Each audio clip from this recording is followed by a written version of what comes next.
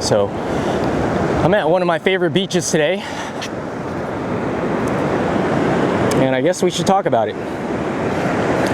I've been away from social media for over a year, cut off Instagram, cut off YouTube,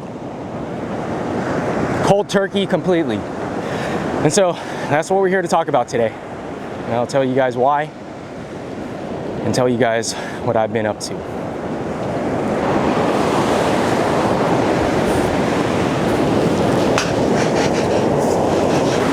Now, I don't know why, but if you suck some air out of this goes down easier.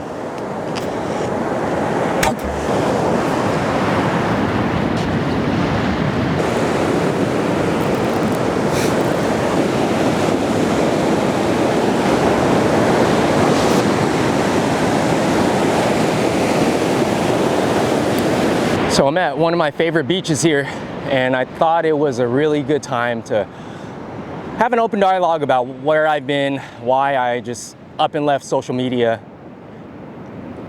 And it really came from this video I saw from Marcus Brownlee.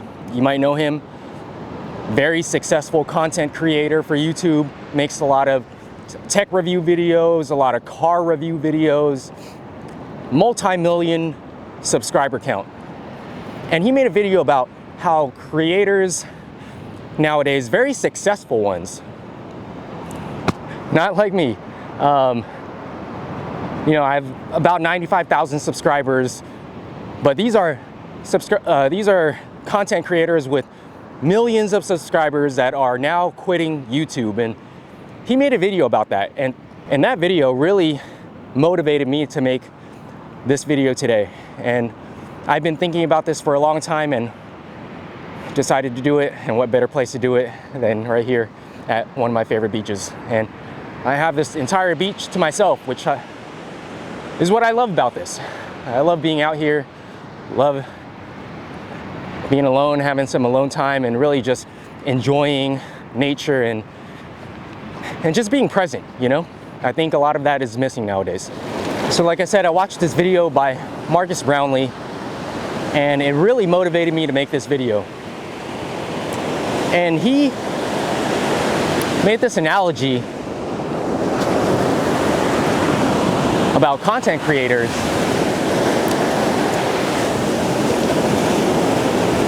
and how when you first got into making videos, you were extremely excited, you were creative, and that's probably what your creativity and the uniqueness probably is what made you successful. But at some point, your success is going to bring on all of these other challenges. And he made this great analogy about how content creators, specifically YouTube video creators, are like an octopus. And I really love that analogy. And how he said that as a full-time YouTuber, you are literally working multiple full-time jobs all at once. And you know, I thought about it, and I'm like, yeah, that's completely true. I'm a director, I'm a script writer, I'm a videographer, I'm the person in front of the camera, I'm an editor, I edit my own videos. And then when you get bigger, you get, you know, perhaps sponsorship deals and these different business proposals, right? And now you have to deal with those people, and now you become admin in a way. When it comes to tax time, well, now you're an accountant. And so there's a lot of different things that go into being a full-time YouTuber. And he used the analogy of an octopus because there's so many different arms that represent these jobs that you have to do as a content creator. And it totally hit me, and it spoke to me. I'm like, wow, maybe that's what I was feeling. You know, it felt like it was just a lot of work, and you know that, you know, you're not the one benefiting the most from the work, the output that you're putting in. I mean, Google is, right? YouTube is. And at some point, as a content creator, you know, sometimes you might be able to make a great video, right? You get a lot of views in that video. And when you get a lot of views as a creator, sometimes you get very narrow focused. You're like, huh, what can I do to recapitulate that video to get those views again? Because, well, let's be honest, as a content creator, I thought the camera was gonna fall over as all these waves are coming in. But, you know, as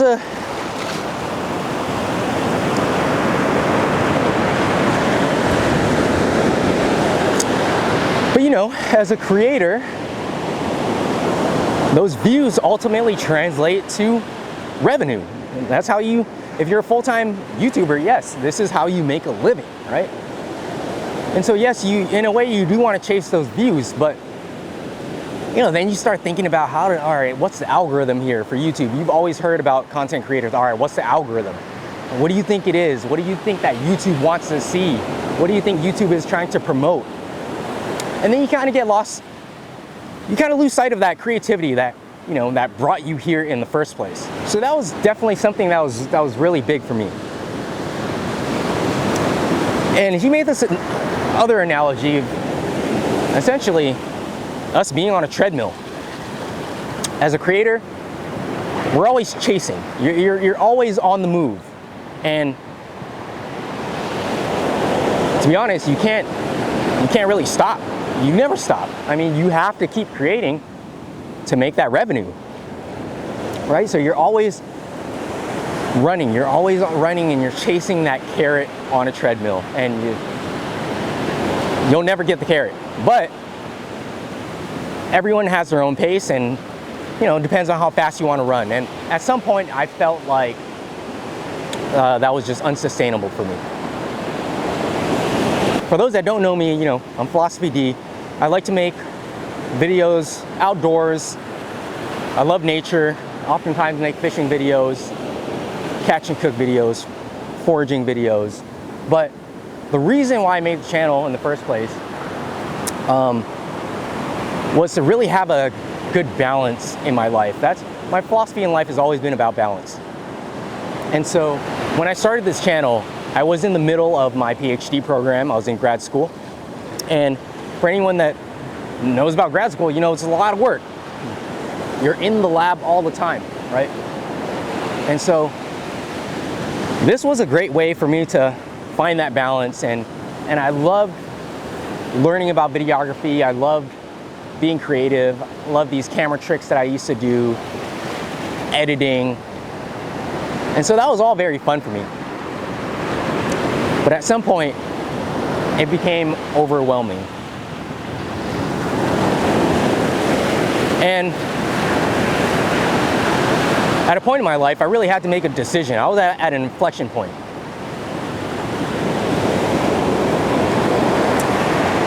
And so that inflection point was when I finished grad school, when I got my PhD. And so, as a kid, I've always thought that I would be a scientist. And in high school, a teacher made us write a letter to ourselves about our goals and where we see ourselves in 10 years. And so we gave that letter to him, and he would send it to us in 10 years. And in that letter, I wrote that, all right, I'm gonna get my degree in biology, and I'm gonna work as a scientist. You know, when I finished grad school, like I said, I was at an inflection point. Which route do I choose? Do I choose being a scientist, which I've been working over 15 years to do? Or do I become a full-time YouTuber? Which, in a way, it would be a dream job for many, right? But he also said in that video, a dream job is still a job.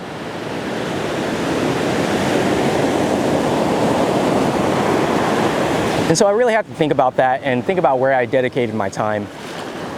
And the older I get, the more that I realize the most valuable asset in this world is our time, right? You can't get it back, right? There's nothing, the supply of it is extremely limited.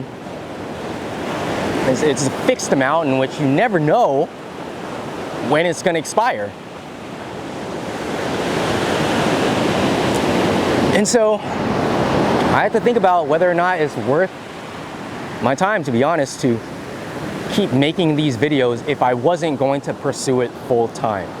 If I was going to pursue it full time, I would have to jump in completely and really make it grow. I would dedicate my life to it. I mean, that's what people do in their profession, right? They dedicate their lives to it. So in a span of 2 or 2.5 years or so, there's been some major life changes that happened. I graduated from grad school. I moved places. I've had 2 jobs, 2 full-time jobs in between that. And then more recently, I've had my first kid.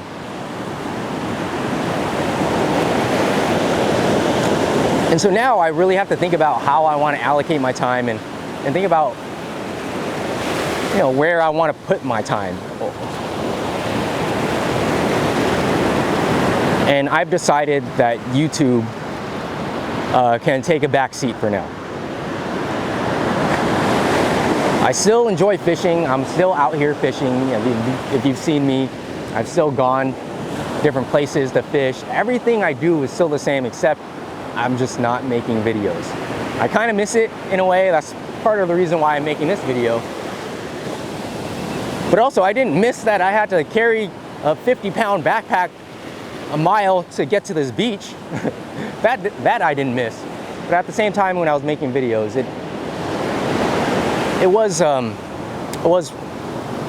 could be relaxing. It forced me to get out and do things like this, right? But I think that time is extremely precious, and that sometimes not a lot of people realize how valuable of an asset time is. And I think it's the most valuable. And so that's part of the reason, it's a major reason why I've kind of stopped, making videos right now. I'll say just be very intentional about your time and how you want to spend it. Are you doing things that truly make you happy? Are you doing things that because other people, kind of force you to do? Now that, I'm not on YouTube, I'm not on Instagram, in a way it's kind of relieving, because I don't feel the pressure to really make content and conform to what YouTube, Instagram really wants to show. I mean, sometimes I see some of these viral videos and people are doing all kinds of weird things to go viral, and that's just not what I would want to do. And it's just not really the life that I would want to live. So I hope you guys appreciate the update. And really, I just hope everyone kind of recognizes how valuable your time is. And maybe because I'm getting older, and I don't know, maybe because I have a kid now, it's just, I kind of see life differently. I have friends that, like I said, do this full time, and so it's a dream job, right? But I thought about it, and if I was a full-time YouTuber, would I enjoy it? I probably would, but I don't think I would be able to live the life that I live now. And I really like the life I live now. And I have my kid, and he's what makes me happy. And so, do what makes you happy. Really, at the end of the day, you just do what makes you happy, and kind of cut out all the nonsense and trim out all the fat in your life, you know. I maintain what I do, and I think that having a balance between being physically healthy and mentally healthy is very important. Like I said, everything in life is about balance for me.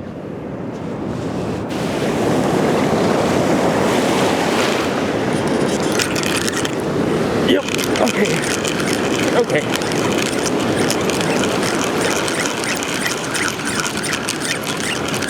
That was a spot. I guess we got one. It feels like it could be a keeper. I see it coming, riding the waves in.